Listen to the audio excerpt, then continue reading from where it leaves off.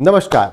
आइए देखें कि हम शब्दों को अर्थ कैसे देते हैं और शब्दों की हमारे लिए क्या उपयोगिता है।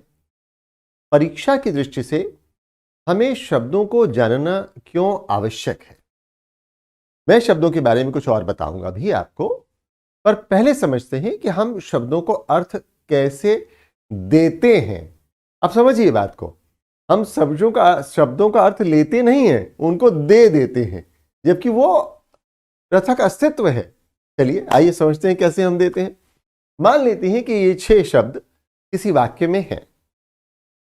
आपको शब्द 1 2 3 पता है और 5 6 भी पता है।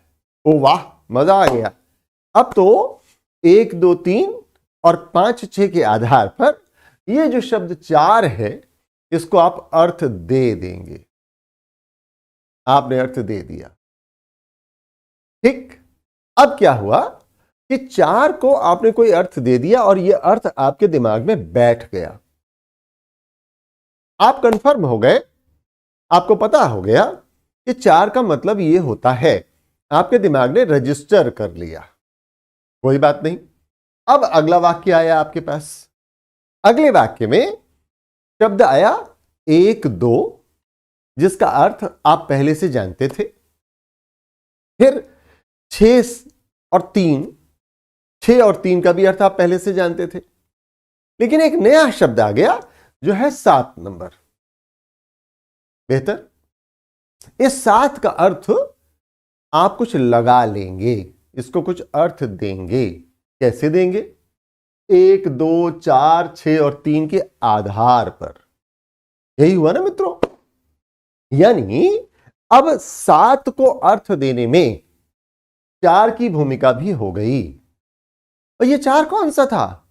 जिसको आपने अर्थ दिया था, जिसका अर्थ आपने जाना नहीं था, लिया नहीं था, बल्कि आपने अर्थ दिया था। कैसे दिया था? 1 2 3 5 और 6 के आधार पर दिया था। यह सही था या नहीं था? नहीं मालूम, बल्कि मालूम है यह तो सही नहीं ही था। आपने इसका आकलन कर लिया था, अनुमान लगा लिया था, शब्द का अर्थ लिया नहीं था, दे दिया था। अब देखिए आगे का खेल। एक और वाक्य आया जिसमें मित्रों शब्द हैं 1 2 4 7 और 3। अब क्या हो रहा है? अब यह हो रहा है कि 1 और 2 तो आपको पता था। 4 कौन सा वाला है? जिसको आपने अर्थ दिया था। 7 कौन सा वाला है? जिसको आपने अर्थ दिया था। 3 आपको पता है, 3 तो आप जानते हैं। नया शब्द आ गया 8। अब ये जो 8 नंबर का शब्द आया, इसको भी आपने अर्थ दे दिया।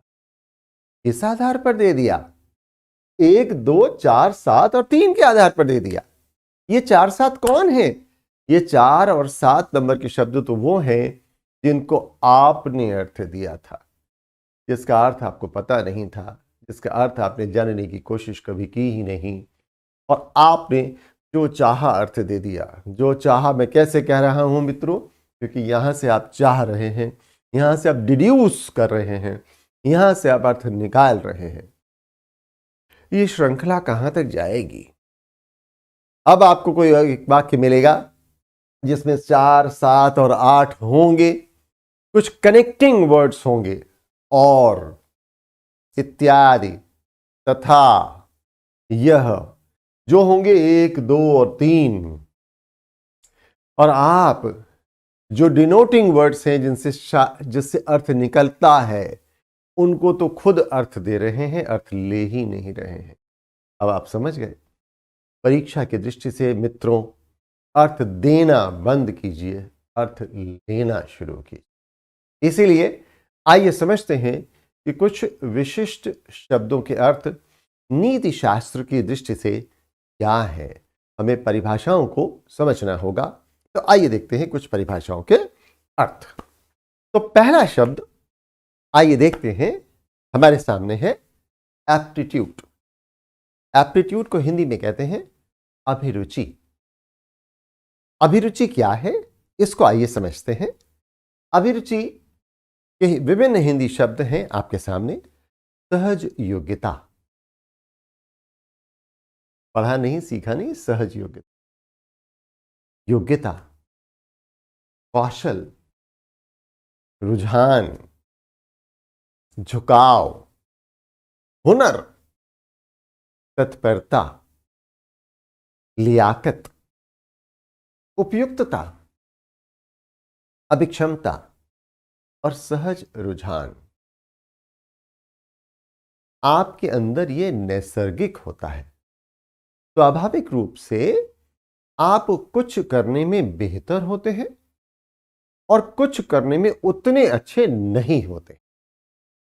जितने अच्छे आप होते हैं उससे आपकी सफलता तय हो जाती है।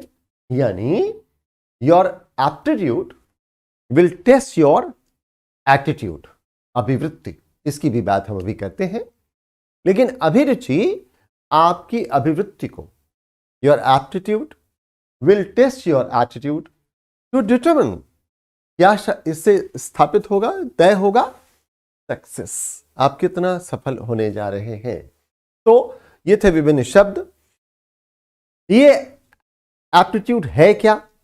ये है विशेषताओं का समुच्चय, विशेषताओं का समूह। मैं आपको एक बड़ी अच्छी बात बताता हूं, मजेदार बात बताता हूं। मेरे 2 बेटे हैं। बड़े बेटे को संगीत का शौक था। जब वो छोटा सा था, 6-7 साल का, तो मैंने देखा कि अरे दिन भर गाता रहता है, कुछ भी बजाता रहता है।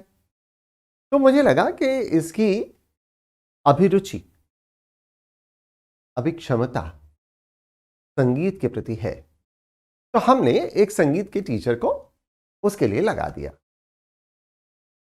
अब वो टोन बैंक, कैसियो सीखने लगा और अच्छा बजाने लगा।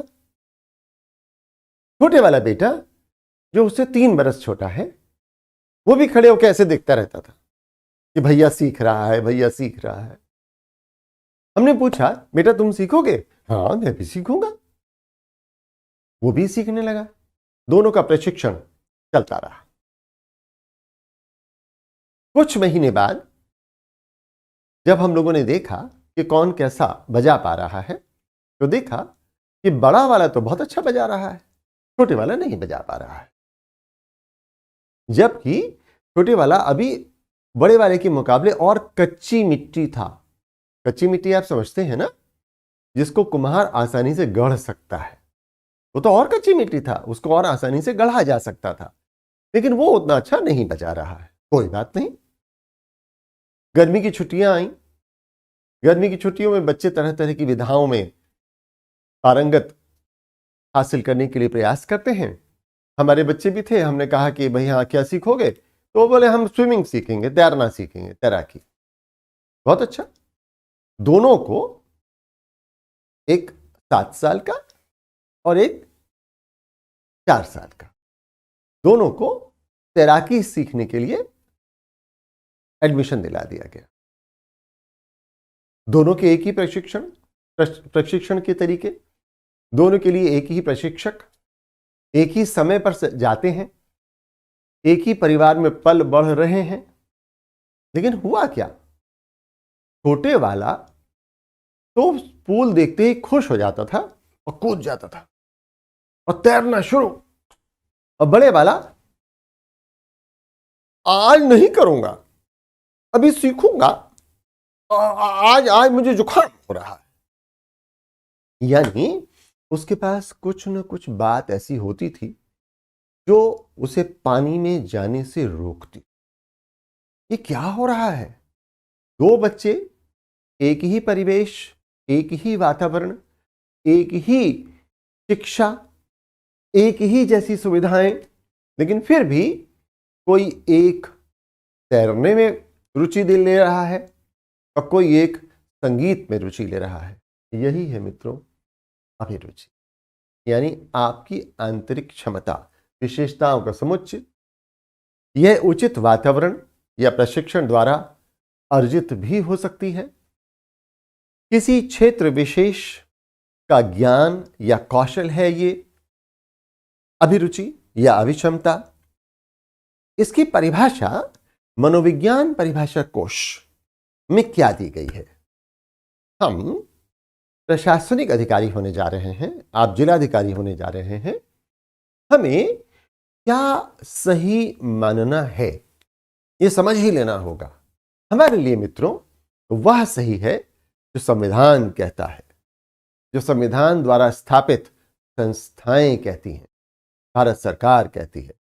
जो संविधान के अंतर्गत स्थापित है वैज्ञानिक तथा तकनीकी शब्दावली आयोग। माननीय उच्चतम न्यायालय भी अगर किसी शब्द पर विवाद होता है, कुछ अधिवक्ता आपस में सहमत नहीं हो पाते हैं, तो फिर अंतिम सत्य किसे मानता है? अंतिम सत्य मानता है वैज्ञानिक एवं तकनीकी शब्दावली आयोग द्वारा दी गई परिभाषा को। एनसीईआरटी, सीबीएसई, माननीय उच्चतम न्यायालय आदि सभी न्यायालय इसी परिभाषा को अंतिम मानते हैं और जोर देते हैं कि पूरे हिंदुस्तान में, पूरे भारत में इन्हीं शब्दों को इसी अर्थ में प्रयोग किया जाए। मैं आपके लिए तमाम ऐसे परिभाषिक शब्द ढूंढ ढूंढ के ला रहा हूं अलग अलग कोशों से। यह है मनोवैज्ञानिक परिभाषा कोश से। क्या बताता है अभिरुचि के बारे में? अनुकूल परिस्थितियों में विधिवत या अविधिवत प्रशिक्षण से लाभ उठा सकने, नया ज्ञान या कौशल अर्जन करने की योग्यता या सामर्थ्य। आपकी कोई सामर्थ्य, कोई योग्यता है। कैसी योग्यता है? किसी ज्ञान को अर्जित कर लेने की। कौन सी योग्यता है बड़े बेटे के पास? संगीत सीख लेने की। छोटे बेटे के पास तैराकी सीख लेने की। हुआ क्या? हुआ ये कि अनुकूल परिस्थितियां मिली। इसमें विधिवत हो सकता है, अविधिवत हो सकता है, दोनों को समान परिस्थितियां मिली। विधिवत ज्ञान देने की कोशिश की गई और उससे लाभ किसने उठाया? बड़े वाले ने संगीत के क्षेत्र में लाभ उठाया और छोटे वाले ने तैराकी के क्षेत्र में लाभ उठाया। यही है मित्रों अभिरुचि। एक बार फिर आपके लिए परिभाषा पढ़ दे रहा हूं। अनुकूल परिस्थितियों में पढ़ना भी सीखना होगा, कहां रुकना है, पॉज देना है। अनुकूल परिस्थितियों में पता चल गया एक बात, विधिवत या अविधिवत, सिस्टमैटिक हो, स्ट्रक्चर्ड हो या अनस्ट्रक्चर्ड हो, अनसिस्टमैटिक हो, प्रशिक्षण से लाभ उठा सकने। अनुकूल परिस्थितियां हैं, विधिवत है या अविधिवत है, प्रशिक्षण से लाभ उठा सकने की जो योग्यता या सामर्थ्य है, नया ज्ञान या कौशल अर्जित कर देने की योग्यता या सामर्थ्य है। यही है मित्रों अभिरुचि या अभिक्षमता या एप्टीट्यूड। एक और शब्द है जिसको हम कह रहे हैं अभिवृत्ति। अभिरुचि, अभिवृत्ति। आइए देखें कि अभिवृत्ति क्या है। Your attitude towards life determines life's attitude towards you. क्या मतलब हुआ अभी समझते हैं। पहले आइए समझते हैं कि इसके विभिन्न शब्द क्या हैं। अभिवृत्ति का हिंदी में अर्थ होता है नजरिया, प्रवृत्ति, भाव, मनोभाव, ऐंठ, ढंग, रुख, मनोदृष्टि। एक एटीट्यूड होता है जो आप लोग अक्सर समझते हैं, बात करते हैं, अरे बड़ा एटीट्यूड है। क्या मतलब होता है? ऐंठ, अपनी तिड़ी में रहता है, किसी को कुछ समझता नहीं है। एटीट्यूड क्या है? ऐंठ। भाव, प्रवृत्ति, यानी बात क्या है इसको भी अभी समझते हैं। बात क्या है? व्यक्ति, वस्तु, घटना, विषय, कार्य, समूह, विचार, विचारधारा, स्थिति, परिस्थिति आदि के संबंध में आपका भाव। आपके मन में क्या है, आपका भाव कैसा है, किसके लिए? किसी व्यक्ति के लिए। ये ठीक नहीं है, ये आदमी बहुत अच्छा है, हाउ, किसी वस्तु के लिए महंगी चीज खरीद के करेंगे क्या? अपना काम तो इसमें चल जाता है। नहीं नहीं, हमें तो बहुत लेटेस्ट चीज चाहिए, मॉडर्न, ब्रांडेड। घटना बहुत बुरा, उसके साथ वैसा होना ही चाहिए था।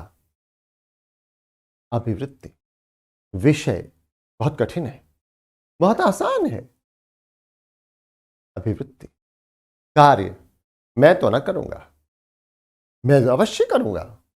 अभिवृत्ति, समूह, ये लोग ठीक नहीं है, ये लोग भी मेरे जैसे ही हैं। अभिवृत्ति, विचार, ऐसा कैसे सोच लिया? विचार तुम्हारा बहुत अच्छा है। अभिवृत्ति माने मेरा भाव क्या है? विचारधारा, पूंजीवाद की विचारधारा दूषित है, समाजवाद की विचारधारा से प्रगति संभव नहीं है। भाव, स्थिति बहुत खराब, बहुत खराब। देश गर्त में जा रहा है, देश उन्नति कर रहा है। स्थिति के बारे में आपका भाव, परिस्थिति, मैं तो भाई फंस गया, अरे मैं निकल जाऊंगा। भाव, किसी व्यक्ति, वस्तु, घटना, विषय, कार्य, समूह, विचार, विचारधारा, स्थिति, परिस्थिति आदि और भी बहुत सारी बातें हो सकती हैं कि बारे में जो भाव है आपका या किसी का भी, वही है अभिवृत्ति, एटीट्यूड। खास ढंग से हम कर क्या रहे हैं? मूल्यांकन कर रहे हैं। और समझ क्या रहे हैं? समझ ये रहे हैं कि ये बड़ा विद्वत्तापूर्ण है। एनालिसिस करते हैं, एनालिसिस के बाद पता लगाते हैं कि भाई ये कैसा है, कैसा नहीं है। मैंने तो बहुत सोचा। सदगुरु कहते हैं कि analysis is nothing but recycling of your existing thoughts. आपने नया तो कुछ आने ही नहीं दिया। आपके पास जो पहले से था, जब आपने उसी को फिर से प्रोसेस कर दिया, पुराना खाना था, रोटी थी, उसी को फिर से सेक दिया, पराठा बना दिया, कहते हैं तो मैंने एनालिसिस कर दी। तो फिर खास ढंग से मूल्यांकन करने की विद्वत्तापूर्ण प्रवृत्ति को ही हम एटीट्यूड कहते हैं। एटीट्यूड, अभिवृत्ति को मनोदशा, मानसिकता, दृष्टिकोण आदि भी कहा जाता है। अंग्रेजी में एटीट्यूड है, हम जानते हैं, ये सकारात्मक या नकारात्मक हो सकती है। अब ये गिलास वाला कोई नया बात तो मैं आपको बताने जा नहीं रहा हूं। कोई कहेगा आधा खाली है, कोई कहेगा आधा भरा है। आप कहेंगे, लोग कहते हैं कि जो कहेगा आधा भरा है वो सकारात्मक है, जो कह रहा है खाली है वो नकारात्मक है। चलिए मान लिया। फिर एक दृष्टि ये भी है, अभिवृत्ति ये भी है कि मैं कहूं कि नहीं भाई आधा भरा है और आधा खाली है। चलिए ये भी मैंने मान लिया। एक बात और भी होती है कि आधा किसी तरल पदार्थ से भरा हुआ है और आधा में हवा भरी हुई है, ये भी है, ठीक है। एक ये है कि भाई किसने आधा छोड़ दिया, पूरा भर के लाओ।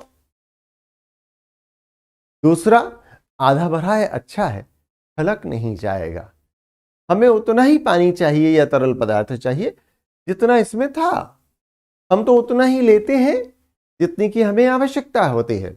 मान लेते हैं कि ये जल है, तो एक अभिवृत्ति ये भी है कि नहीं साहब मैं तो उतना ही लेता हूं जितनी की मुझे आवश्यकता होती है। अब देखिए, इसी भरे हुए गिलास को, इसी गिलास को जिसमें कोई तरल पदार्थ या जल है, हम कैसे कैसे ले रहे हैं। जिलाधिकारी क्या कह सकते, कैसे खाली है भाई, क्यों छोड़ दिया खाली, किसने छोड़ दिया खाली, हो सकता है। और अभिवृत्ति क्या हो सकती है? अभिवृत्ति हो सकती है, वाह बहुत सारे लोगों ने इसको आधा भर दिया है, बाकी आधा मैं भरूं। यह भी अभिवृत्ति हो सकती है, यानी मेरे सोचने का ढंग या नजरिया, पसंद नापसंद से संबंधित पक्ष व्यक्ति के व्यवहारों को एक निश्चित दिशा में निर्देशित करता है।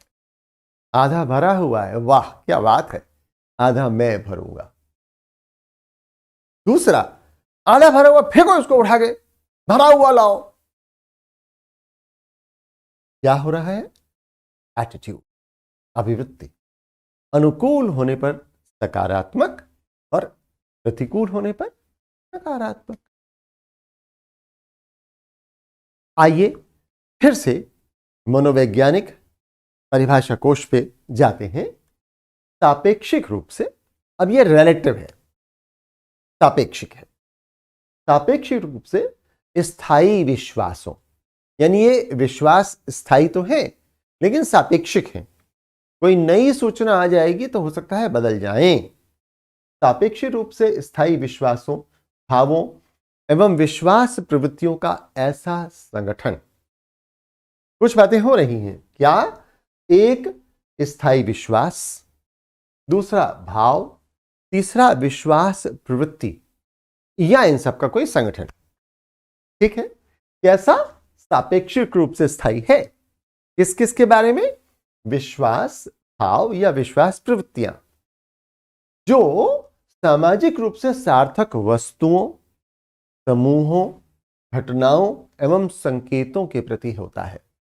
मैंने जो आपको बताया उसमें और बहुत सारी बातें जोड़ दी थी, कोई बात नहीं, समझने की दृष्टि से था। परिभाषा मनोविज्ञान परिभाषा कोश की क्या कह रही है? समूहों, घटनाओं एवं संकेतों के प्रति होता है, अभिवृत्ति कहलाता है। फिर से किसके प्रति हो रहा है? समूहों, घटनाओं, संकेतों। मैंने आपको और बहुत सारी बातें बता दी हैं, वस्तु, समूह, व्यक्ति, विचार, घटना, विचारधारा, स्थिति, परिस्थिति, बहुत सारी बातें बता दी। इनके प्रति क्या हो रहा है? स्थायी विश्वास, भाव या विश्वास प्रवृत्तियों का कोई समूह। मैं इसको कैसे देखता हूं? यह है मनोविज्ञान परिभाषा कोश। कहां से आया? फिर से वही वैज्ञानिक एवं तकनीकी शब्दावली आयोग। फिर से आइए एक बार पढ़ लेते हैं। सापेक्षिक रूप से स्थायी विश्वासों, भावों एवं विश्वास प्रवृत्तियों का ऐसा संगठन जो सामाजिक रूप से सार्थक वस्तुओं, समूहों, घटनाओं एवं संकेतों के प्रति होता है, अभिवृत्ति कहलाता है। यह हुई मनोविज्ञान परिभाषा कोश से ली गई परिभाषा। अब एक और परिभाषा भी मनोविज्ञान परिभाषा कोश में दी हुई है। वह क्या? अभिवृत्ति किसी व्यक्ति, वस्तु या बिंदुओं के बारे में विधेयात्मक या निषेधात्मक सामान्य भाव है। किसके बारे में? किसी व्यक्ति, वस्तु या बिंदु। आप बहुवचन में भी देख सकते हैं, व्यक्तियों, वस्तुओं, बिंदुओं। आप एक वचन में भी देख सकते हैं, व्यक्ति, वस्तु, बिंदु के बारे में कोई विधेयात्मक या निषेधात्मक, पॉजिटिव या नेगेटिव क्या है? भाव। यही है आपका अभिवृत्ति। डन। ये एक और परिभाषा है हमारे सामने। अब एग्लिन चाइकन की भी एक परिभाषा है हमारे सामने। अभिवृत्ति एक मनोवैज्ञानिक प्रवृत्ति है। कहां से आ रही है? यहां से आ रही है, जो किसी खास हस्ती का कुछ अंशों तक सकारात्मक या नकारात्मक मूल्यांकन करने में अभिव्यक्त होती है। इसका एटीट्यूड कैसा है? किसी व्यक्ति का एटीट्यूड कैसा है? जैसा एप्टीट्यूड हो, जैसा एटीट्यूड हो, उसी तरह का काम दीजिए। जिसकी अभिरुचि म्यूजिक में है उसको म्यूजिक दे दीजिए, जिसकी अभिरुचि तैरने में है उसको तैरने दीजिए, वैसा ही काम दीजिए, वैसा ही प्रशिक्षण दीजिए। तब उस व्यक्ति की योग्यता का सही प्रयोग हो पाएगा। किसी विषय पर विचार करने या अनुभव करने के नियत तरीके को पहले से तय है, मैंने सोचा हुआ, मैं ऐसे ही सोचता हूं, अभिवृत्ति कहते हैं। ऑक्सफोर्ड डिक्शनरी से लाया मैं आपके लिए। कैम्ब्रिज डिक्शनरी क्या कह रही है? किसी वस्तु या व्यक्ति के विषय में अनुभव या मत या उसके द्वारा प्रेरित व्यवहार करने के तरीके को अभिवृत्ति कहते हैं। बात घुमा फिरा कर वही आ रही है, चाहे हम जहां से देखें। आइए फिशबीन और अजनैन क्या कहते हैं? अभिवृत्ति किसी दी हुई वस्तु के संदर्भ में निरंतर अनुकूल या प्रतिकूल भाव से प्रति उत्तर की विज्ञ पूर्व वृत्ति है। आराम से समझते हैं क्या क्या है। एक तो पूर्व वृत्ति है, पहले से तय है, गंदा होगा बिगड़ेगा, साफ सुथरा होगा होश हो जाएगा। डन। पूर्व वृत्ति है। काहे के लिए? प्रत्युत्तर की। गंदा होगा नाराज होगा, खाना ठंडा होगा छोड़कर चला जाएगा, अच्छा होगा प्रेम से खाएगा। सबको मालूम है ऐसा कौन मनुष्य करेगा, कब करेगा। तो पूर्व वृत्ति है। भाव प्रति किसकी? पूर्व वृत्ति प्रत्युत्तर की। कौन सी? विज्ञ। मालूम है प्रत्युत्तर की विज्ञ पूर्व वृत्ति। काहे के बारे में? अनुकूल या प्रतिकूल भाव के बारे में, किसी दी हुई वस्तु के संदर्भ में, जो कैसी होगी? निरंतर ऐसी ही होगी। अब ये वस्तु को आप और विस्तार से देख सकते हैं, जो हमने आपसे पहले भी बात की है, लेकिन ये आप अच्छे से समझ पा रहे हैं कि ये है कुछ भाव, कुछ वृत्ति, जो मैं ऐसा ही करूंगा, सापेक्षिक रूप से स्थायी है। यह भी बात हम समझ चुके हैं। Your attitude not your aptitude will determine your altitude. अब देखिए और मजेदार बात किसने कही? जिगलर ने कही। क्या कह रहे हैं? योर एटीट्यूड, आपकी अभिवृत्ति, नॉट योर एप्टीट्यूड, अभिरुचि नहीं, ये तय करेगी कि आप कितना ऊंचा जाएंगे। ऑल्टीट्यूड, ऑल्टीट्यूड ऊंचाई या प्रतिष्ठा, एटीट्यूड अभिवृत्ति, एप्टीट्यूड अभिरुचि। अभिरुचि जो सहज क्षमता है, एटीट्यूड जो आपने हासिल कर लिया है, जो मालूम होता है कि आप ऐसा ही व्यवहार करेंगे, आप इसकी मदद से इसको हासिल कर सकते हैं। अभिरुचि की मदद से अभिवृत्ति को हासिल कर सकते हैं, इस पर निरंतर काम कर सकते हैं। यह कुछ कुछ जुड़ा हुआ भावनात्मक संवेगात्मक बुद्धि से भी है, इमोशनल इंटेलिजेंस से भी है, इसकी भी बात अभी करते हैं। और यह तय करेगा कि आप कितना ऊपर जाएंगे। जिगलर। दो कोट और हैं जो मैंने अभी छोड़ दिए थे, आइए उनको और देखते हैं कि वो दो कोट्स कौन कौन से हैं।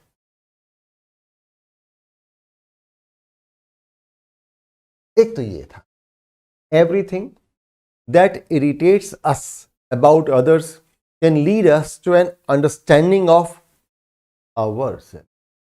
दूसरे को समझने की जरूरत नहीं है। जो भी दूसरे के बारे में आपको परेशान कर रहा है, इरिटेट कर रहा है, आप उत्तेजित हो जा रहे हैं, क्रोधित हो जा रहे हैं, गुस्सा आ रहा है, ये क्या बता रहा है? आपकी अभिवृत्ति, अंडरस्टैंडिंग ऑफ अवरसेल्व्स। अब आप अपने को सुधार लीजिए। किस बात पर आपको गुस्सा आता है, किस बात को आप पसंद करते हैं, किस बात पर आप नाराज हो जाते हैं, खुद को समझिए और अपने एटीट्यूड को बदल दीजिए। एक तो ये कोट हुआ, और एक कोट ये आपके सामने आया, our attitude towards life determines life's attitude towards us. यानी आप जीवन को कैसे देखते हैं, आपका नजरिया क्या है, आपका नजरिया क्या है, आप जीवन को कैसे देखते हैं, जीवन भी आपको वैसे ही देखता है। यानी आप जैसा दूसरे को समझते हैं वही प्रतिबिंबित होता है आपके व्यवहारिक जीवन में। यह जीवन तो एक दर्पण की भांति है, जैसे आप दूसरों को देखते हैं दूसरे भी आपको वैसे ही देखने लगते हैं। यानी हमें क्या शिक्षा मिल रही है? आइए लगातार अपने एटीट्यूड पर भी काम करें। तो मित्रों, ये हमने समझा व्हाट इज एटीट्यूड। आइए देखें ये अंतरात्मा क्या है, कॉन्शियस, अंतरात्मा। तो पहले कुछ उन शब्दों की चर्चा करते हैं जो हिंदी में इस्तेमाल किए जाते हैं। अंतःकरण, अंतःपुर, अंतःसार, अंतर्घट, अंतर्मन, अंतस, अंतर, अंतरात्मा, जमीर, जियरा, जिया और हृदय, ये सब कॉन्शियस यानी अंतरात्मा के लिए इस्तेमाल होते हैं। यही है अंतरात्मा, और ये सारे शब्द अंतरात्मा के लिए इस्तेमाल होते हैं, प्रयोग किए जाते हैं। तो फिर परिभाषा क्या है? दर्शन शास्त्र परिभाषा कोश के अनुसार शुभ अशुभ जोड़ा हो गया, शुभ अशुभ, कर्तव्य अकर्तव्य, क्या करना चाहिए क्या नहीं करना चाहिए, का भेद कराने वाली सहज आंतरिक शक्ति। सहज है, अंदर से हो रही है, ताकत है।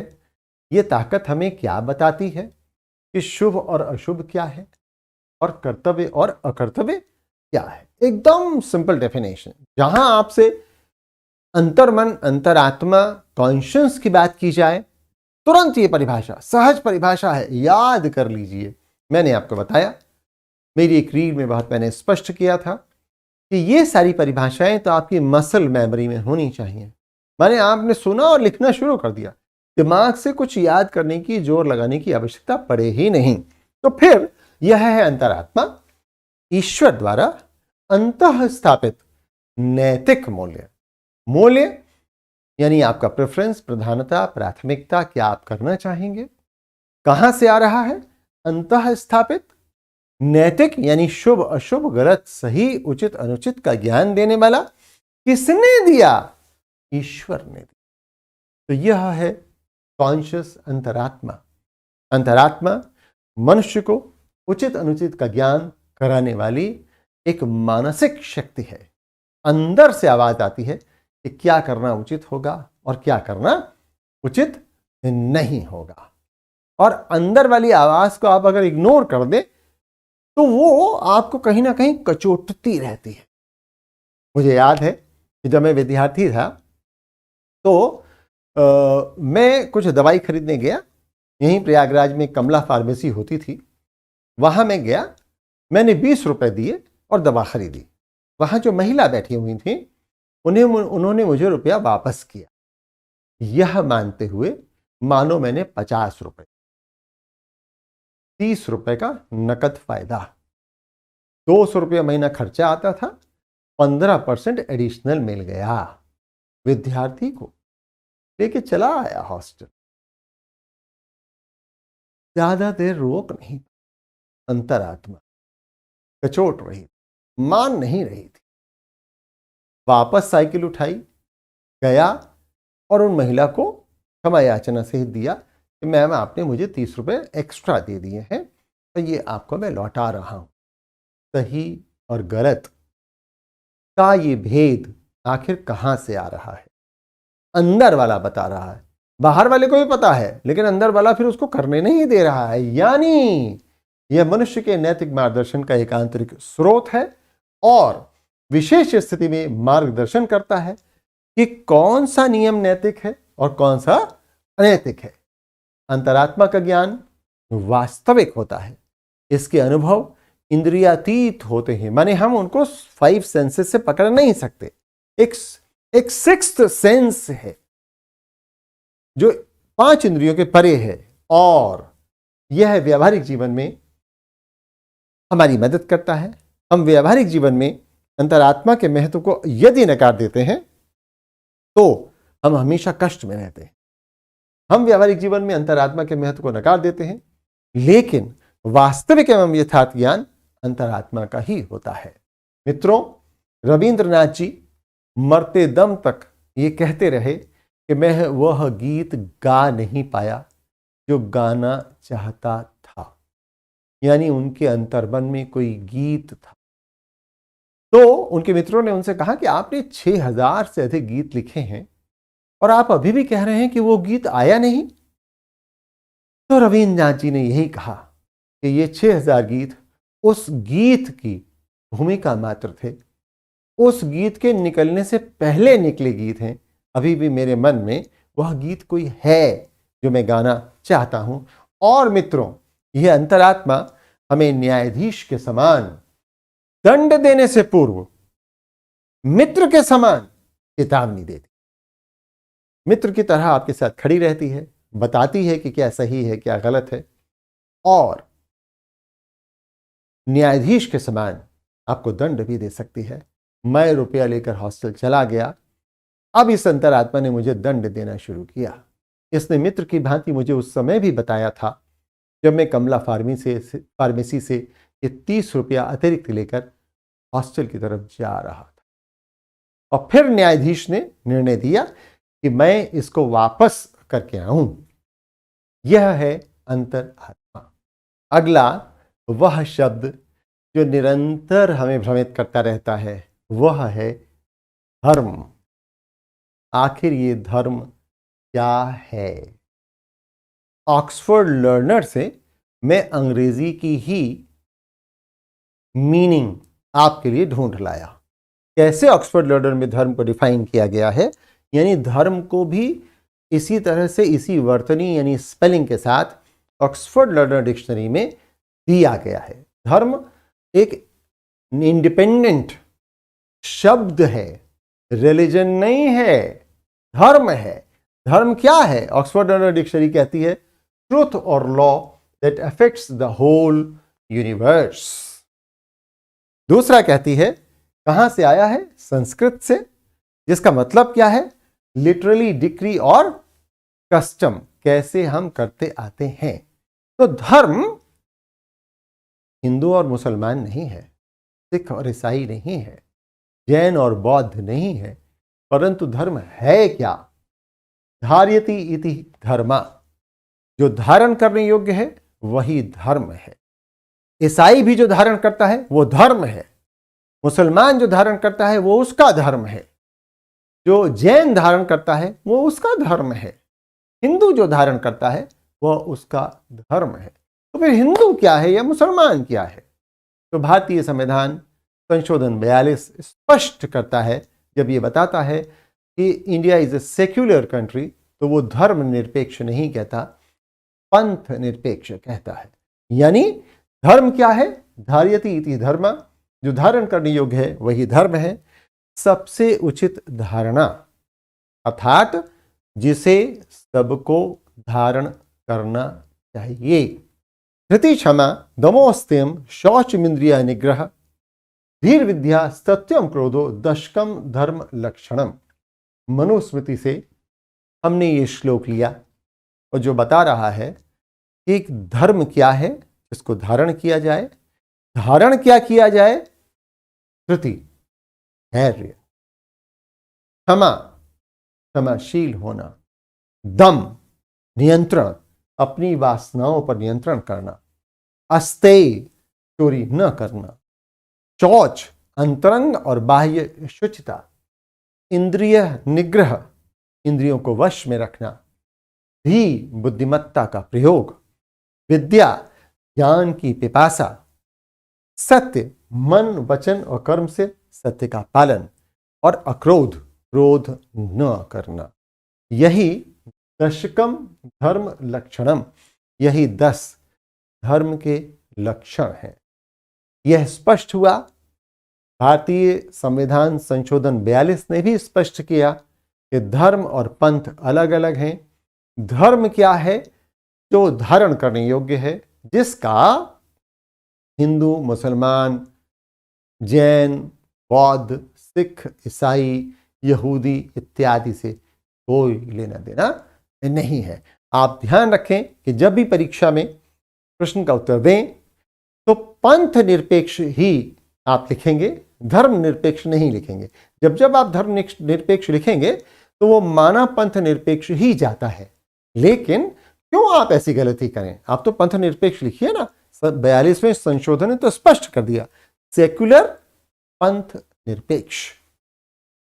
जो अपने अनुकूल ना हो वैसा व्यवहार दूसरे के साथ नहीं करना चाहिए।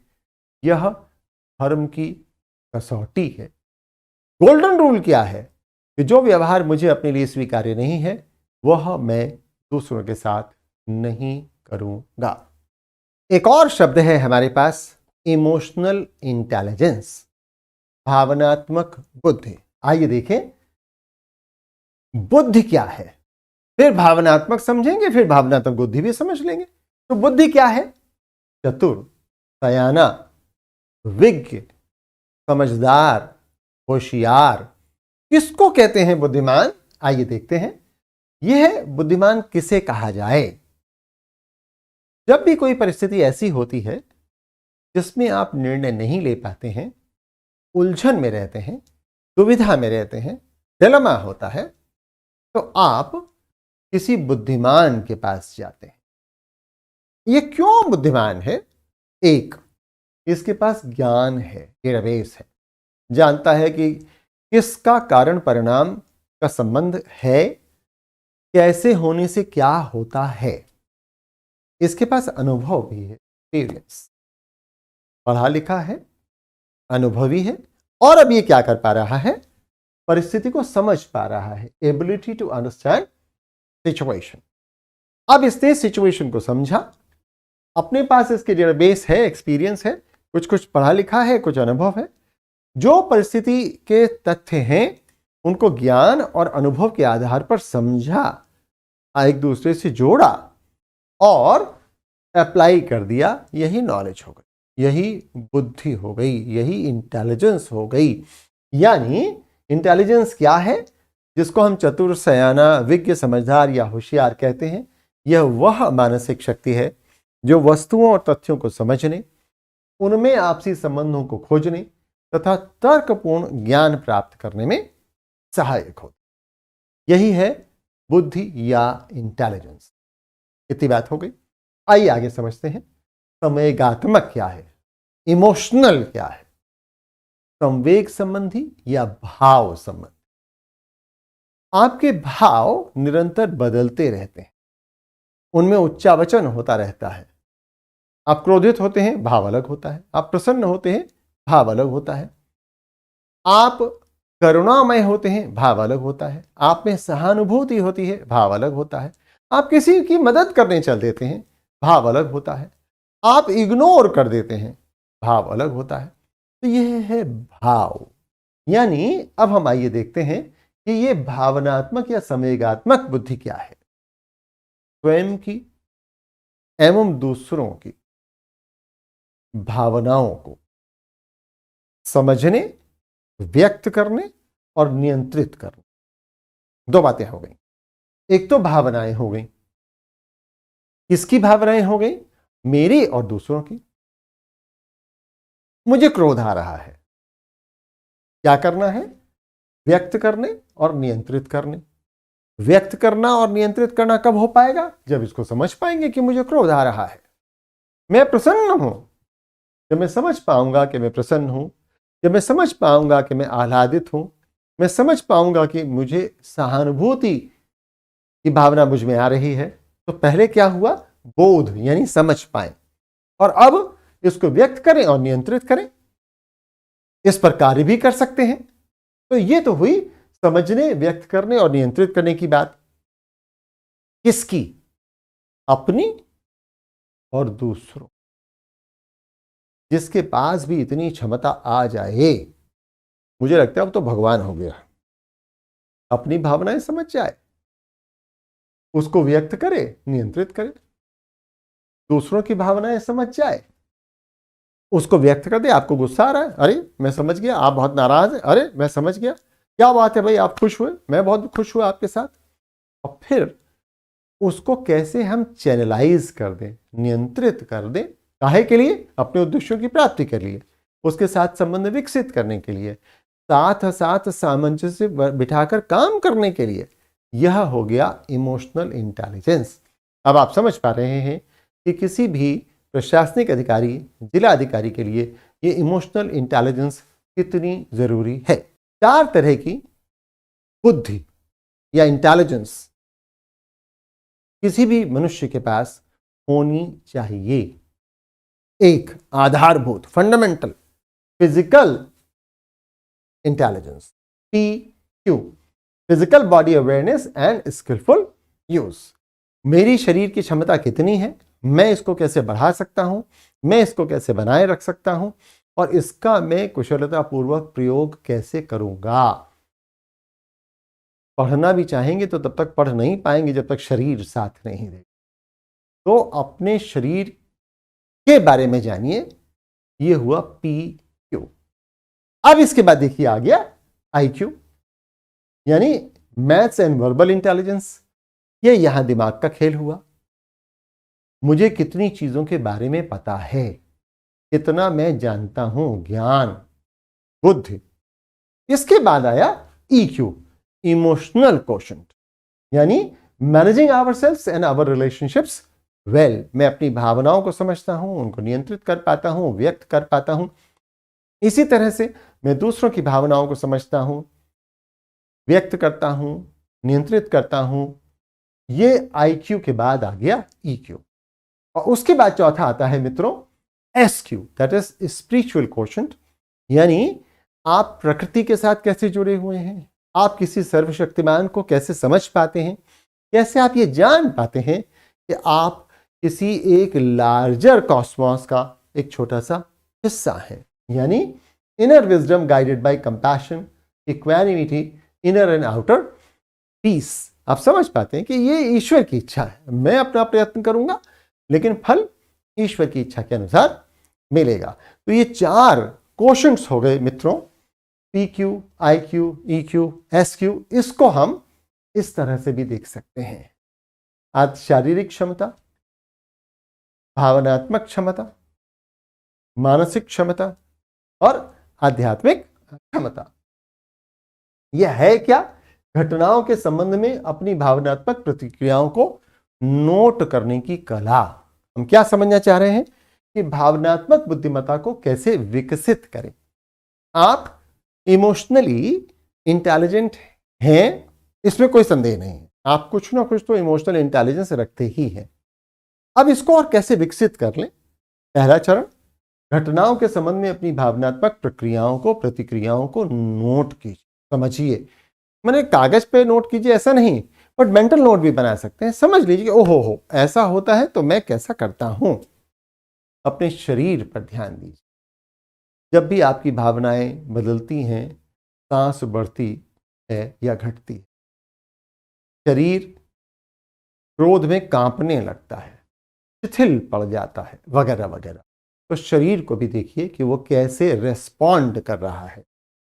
भावना और व्यवहार का संबंध पकड़िए। जब आपकी भावनाएं जोर मारती हैं तब आपकी प्रतिक्रिया क्या होती। फिर अपनी भावनाओं का स्वतः आकलन मत कीजिए। इवैल्यूएट करने की बात नहीं है, समझने की बात है। आप समझिए बस। आकलन कौन करेगा? कोई दूसरा करे। जो आकलन करेगा तभी वो सही आकलन हो पाएगा। आप अपने जज अच्छे नहीं हो सकते। अपनी भावनाओं का स्वतः आकलन मत करिए। अपने भावनात्मक इतिहास में पैटर्न पर ध्यान दीजिए। ये देखिए कि कैसे क्या क्या होता है, तो आप प्रतिक्रिया कौन कौन सी देते हैं। जब आपको ये समझ में आने लगेगा, आप भावनात्मक बुद्धिमान बनने लगेंगे। भावनात्मक रूप से आप अधिक परिपक्व हो पाएंगे, बुद्धिमत्ता का विकास होने लगेगा। क्रोधित कोई भी हो सकता है, यह बहुत ही आसान है, लेकिन सही व्यक्ति से सही सीमा में, सही समय पर और सही उद्देश्य के साथ सही तरीके से क्रोधित होना कभी के बस की बात नहीं है। यह बहुत मुश्किल है। अरिस्टोटल यह भी भावनात्मक बुद्धि मांगता है। बिना भावनात्मक बुद्धि के यह संभव नहीं है। Life is all about peace of mind, and the peace of mind is all about never mind. Never mind मैंने मत परेशान हो यार, जाने दो, जाने भी दो यारों। यानी भावनात्मक रूप से आप उतने परिपक्व हो जाइए कि आप उद्वेलित ना हो, आप घबरा ना जाएं, आप क्रोधित ना हो जाएं। इसी को मित्रों हम कहते हैं भावनात्मक बुद्धि या इमोशनल इंटेलिजेंस। बहुत महत्वपूर्ण एक शब्द है ये, मूल्य, वैल्यूज।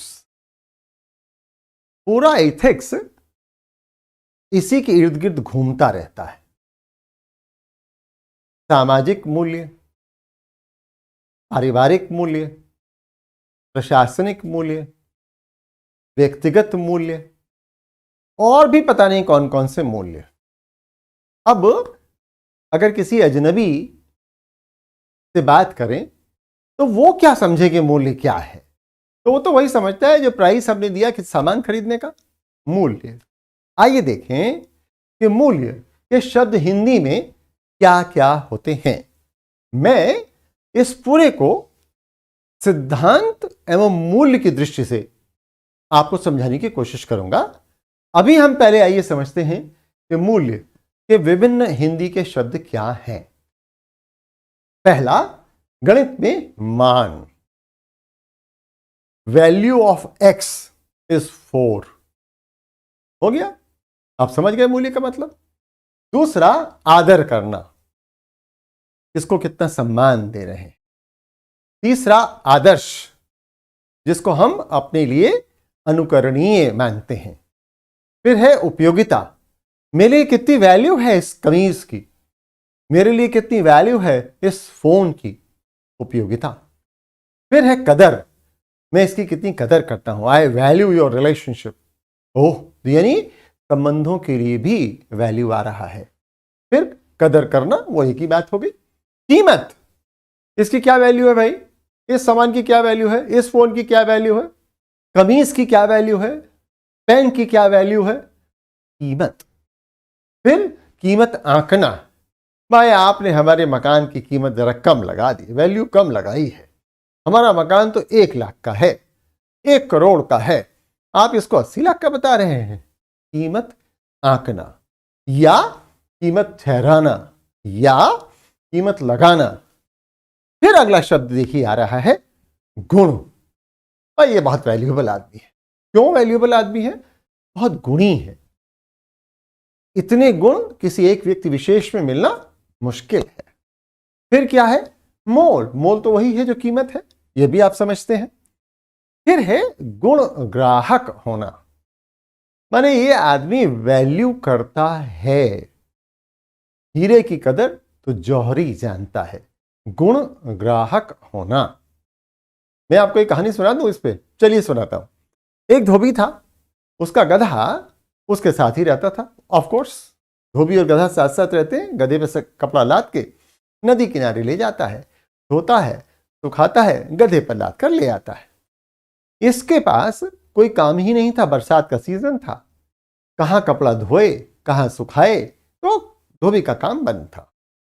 गधे को खिलाने का पैसा भी नहीं था। अब इसने क्या किया, रोज नदी पे जाता था, घूमता था, टहलता था, चला आता था। आदतन आ रहा था तो एक पत्थर मिल गया, कुछ चमकदार सा था। इसने सोचा कि कुछ कीमती पत्थर जैसा है, चलो बनिए से कहते हैं कि इस पत्थर के बदले गधे के लिए और मेरे लिए 1 महीने का अनाज दे दे। बनिए के पास गया, बनिए से कहा कि भाई ये मुझे कीमती पत्थर मिला है और इसके बदले मुझे 1 महीने का अनाज दे दो। बनिए ने देखा पत्थर और कहा नहीं नहीं नहीं, हम 1 हफ्ते महीने का अनाज नहीं देंगे, 1 हफ्ते का देंगे। ये धोबी भी वापस आ गया, इसने कहा नहीं, हम 1 महीने का ही लेंगे। राह में किसी दूसरे बनिए की दुकान पड़ी, उसको दिखाया, उससे कहा सामान दे दो, तो उसने कहा नहीं नहीं भाई, हम 2 हफ्ते का सामान देंगे। कोई बात नहीं, वापस चला आया, बोले साहब कम से कम 1 महीने का सामान तो मिले, नहीं तो मैं और मेरा गधा जिएंगे कैसे, बरसात तो चल रही है। अब लोगों ने देखा, इन दोनों दुकानदारों ने देखा कि अगले दिन वो बहुत अच्छे कपड़े पहना हुआ और मुस्कुराता हुआ चला जा रहा है। तो बनिए ने बुला के कहा, अरे सुनो, पहले वाले ने जो 1 हफ्ते का सामान दे रहा था, कि अरे सुनो, वो जो तुम्हारा पत्थर था जिसके लिए तुम 1 महीने का सामान मांग रहे थे, लाओ चलो मैं तुम्हें 2 हफ्ते का सामान दे देता हूं। इसने हंस के कहा कि अरे 2 महीने का सामान तो दूसरा बनिया दे रहा था। तो बोले अच्छा चलो मैं 3 हफ्ते का दे देता हूं। बोले नहीं, वो पत्थर तो किसी और ने 1 लाख रुपए का खरीद लिया, और तब देखो मेरी हालत। अब ये बनिया चौंका और इसने कहा तुम बहुत बेवकूफ हो, वो पत्थर कम से कम 10 लाख रुपए का था जो तुमने 1 लाख में बेच दिया। धोबी मुस्कुराया और उसने कहा कि मैं बेवकूफ हूं, ठीक है, क्योंकि मुझे तो पता ही नहीं था इसका मोल, इसका गुण, ये मोल मुझे पता नहीं था। आपको तो पता था मोल। आप जब 2 हफ्ते के और 3 हफ्ते के लिए मोल भाव कर रहे थे तो आपकी बेवकूफी थी। और आप क्या नहीं थे? गुण ग्राहक। और तब किसी ने 1 लाख रुपए में खरीद लिया। मुझे नहीं मालूम था, कोई बात नहीं, मैं गुण का ग्राहक नहीं था, मुझे गुण पता ही नहीं था, मैं मोल कैसे लगाता। लेकिन आपको तो पता था, आपको उसका मोल सही लगाना चाहिए था। मूल्य, तात्पर्य, यह भी मूल्य का अर्थ है। परिमाण, कितना वॉल्यूम है, यह भी मूल्य की श्रेणी में आता है। महत्व आप समझते हैं, महत्व देना आप समझते हैं। मान, हमारा तो कोई वैल्यू ही नहीं है। जीजा, फूफा, बुआ, शादी, समझ गए ना? मान, मान्यताएं, हम तो भाई यही मानते हैं, हमारे लिए यही बहुत महत्वपूर्ण है। हम बिना बड़ों को खिलाए खाना नहीं खाएंगे। मूल्य निरूपण करना, किसी भी चीज का मूल्य आंकना, उसको मूल्य देना, मूल्यांकन करना। राशि, फिर वैल्यू, इंग्लिश वाला हो गया। सम्मानित करना, अरे साहब उन्होंने बहुत सम्मान किया, बहुत वैल्यू की हमारी। अब आइए देखिए, एक और बात निकल के आई। सिद्धांत जिनमें समाज की विशेष आस्था हो। कौन सा समाज? प्रशासनिक अधिकारियों का समाज, डॉक्टरों का समाज, व्यवसायियों का समाज, इनका एक अलग समाज है। और इस समाज के मूल्य क्या है? डॉक्टर का मूल्य क्या है? प्रशासनिक अधिकारी के मूल्य क्या हो? सामाजिक मूल्य क्या हो? पारिवारिक मूल्य क्या हो? यानी यहां मूल्य से क्या मतलब है? वह सिद्धांत जिनमें समाज की विशेष आस्था हो। इतनी बात तो मित्रों हमने समझी मूल्य शब्द के अर्थ से जुड़ी हुई। आइए देखें कि यह सिद्धांत क्या। अभी तो हमने समझा ना, सिद्धांत जिनमें समाज की विशेष आस्था हो। तो यह सिद्धांत क्या है? सिद्धांत है प्रकृति का नियम, प्राकृतिक नियम या मूलभूत सत्य। मैं इस पेंसिल को यदि छोड़ दूं तो क्या होगा? आप सभी जानते हैं, यह गिरेगी, ऊपर नहीं जाएगी, नीचे नहीं जाएगी, दाएं बाएं नहीं जाएगी। क्यों गिरेगी? क्योंकि कोई प्राकृतिक सिद्धांत इस पर काम कर रहा है, जिसे हम गुरुत्वाकर्षण के रूप में जानते हैं। देखिए, नीचे ही जा रही थी। तो यह प्राकृतिक नियम है जो ना तो मेरा है और ना आपका है। यह शाश्वत है, पूरी दुनिया में लागू है, कालातीत है। कल भी ऐसा ही था, आज भी ऐसा ही है, कल भी ऐसा ही होगा। अमेरिका में पेंसिल छोड़िएगा तो भी गिरेगी, इंडिया में छोड़िएगा तो भी गिरेगी। 1960 में छोड़ते तो भी गिरती, 2060 में छोड़िएगा तो भी गिरेगी। यानी उम्मीद के मुताबिक परिणाम मिलते हैं। मैं करूं, मोदी जी करें, ट्रंप साहब करें, कोई भी करे, वही परिणाम मिलेगा। यानी व्यक्ति से इसका कोई लेना देना नहीं है। हमारे समझने या ना समझने का भी कोई फर्क नहीं है। का मतलब क्या हुआ?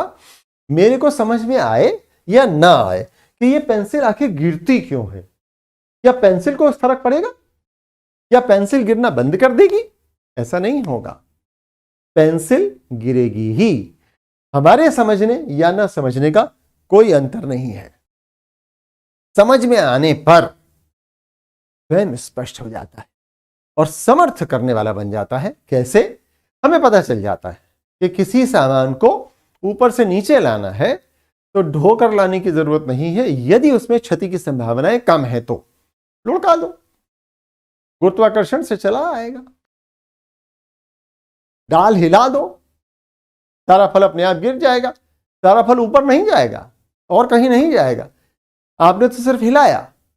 जितना पका हुआ फल था गुरुत्वाकर्षण की वजह से नीचे आ गया। समझ में आने पे स्वयं स्पष्ट हो जाता है और आपको समर्थ करता है। आप के एरोनॉटिक इंजीनियर्स आखिर कैसे हवाई जहाज उड़ा लेते हैं? क्योंकि उन्हें मालूम है कि किस वस्तु पर, कितने आकार की वस्तु पर, कितने वजन की वस्तु पर कितना गुरुत्वाकर्षण लागू होता है, जमीन कितना खींचेगी, और उसको न्यूट्रलाइज करने के लिए उन्हें कितना बल लगाना होगा। साइफन भी इसी तरह से चलता है। आपने देखा होगा कि जो पेट्रोल इधर से उधर दूसरे डब्बे में डालते हैं या तरल पदार्थ दूसरे डब्बे में डालते हैं, वो एक डब्बे को थोड़ा ऊंचे स्टैंड पे रखेंगे, उसमें एक पाइप डालेंगे, मुंह से खींचेंगे, दूसरे में लगा देंगे, अपने आप जा रहा है, कोई मोटर नहीं लगी, कोई एनर्जी यूज नहीं हो रही है। आखिर कैसे ये तरल पदार्थ दूसरे डब्बे में जा रहा है जो नीचे रखा हुआ है? वही साइफन, गुरुत्वाकर्षण। तो फिर मूल्य क्या है? मूल्य का अर्थ अभी हमने कुछ हिंदी के शब्दों की मदद से समझने की कोशिश की। मूल्य का अर्थ है महत्व। किसी व्यक्ति, वस्तु, विषय, कार्य, समूह, सिद्धांत, विचार, विचारधारा, घटना, स्थिति, परिस्थिति आदि को दी गई प्राथमिकता या महत्व, यह है मूल्य। जिसका जितना महत्व उसका उतना मूल्य। ये मूल्य स्वयं चुने हुए विश्वास या आदर्श हैं। सिद्धांत स्वयं चुना हुआ नहीं है, सिद्धांत व्यक्ति से अलग है, और मूल्य व्यक्ति पर आधारित है, स्वयं हम चुनते हैं। ये हुआ सिद्धांत और मूल्य। अब किस सिद्धांत को आप कितना मूल्य दे रहे हैं, यह आपका निर्णय है। इसमें कोई दूसरा कितना योगदान दे पाएगा, बस उतना ही कि आपको यदि कुछ समझ में नहीं आ रहा है तो स्पष्ट कर दे। निर्णय तो आपको ही लेना होगा। वैल्यू आंतरिक है, व्यक्तिपरक है, और हम दुनिया को कैसे देखते हैं इस पर आधारित है। मेरे लिए पैसे का अधिक मूल्य है या व्यक्ति का अधिक मूल्य है, यह मुझे देखना पड़ेगा।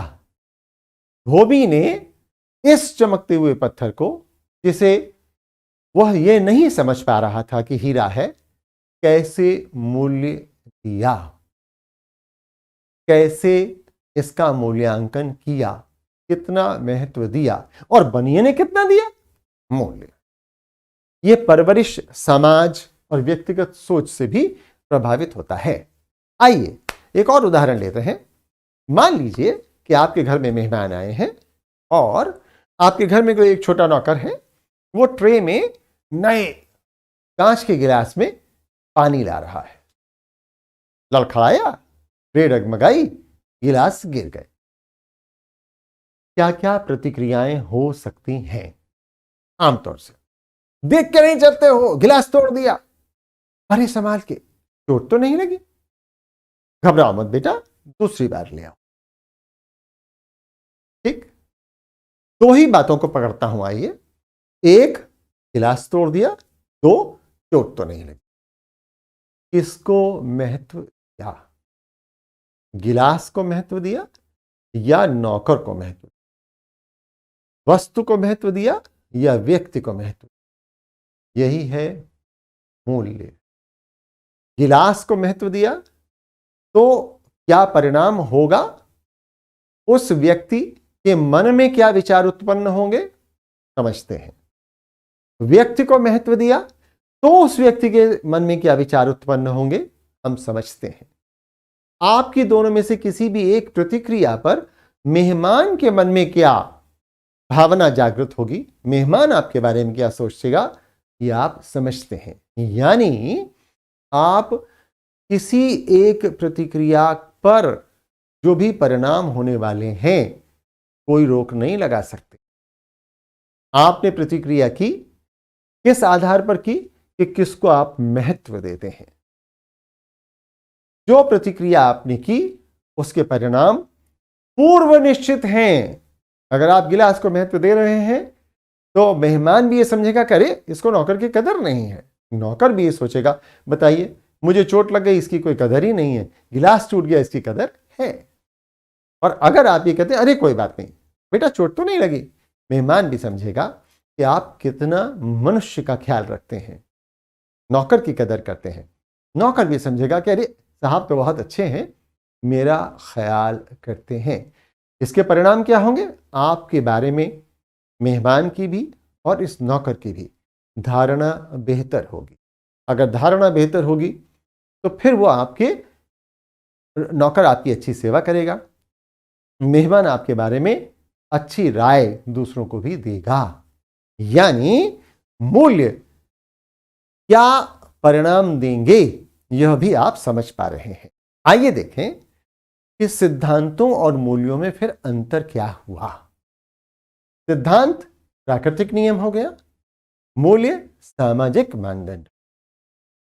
सिद्धांत अवैयक्तिक है, इसका किसी व्यक्ति से कोई लेना देना नहीं, और मूल्य व्यक्तिगत है, मैं किसको क्या महत्व देता हूं, मैं किस सिद्धांत को क्या महत्व देता हूं,